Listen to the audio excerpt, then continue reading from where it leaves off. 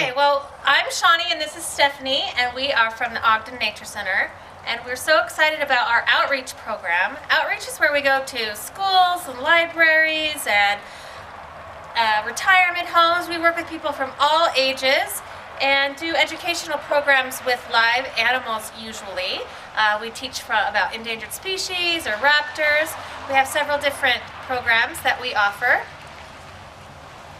It's a great opportunity to get out in the community, and it promotes the Nature Center, but also it brings nature into the classroom.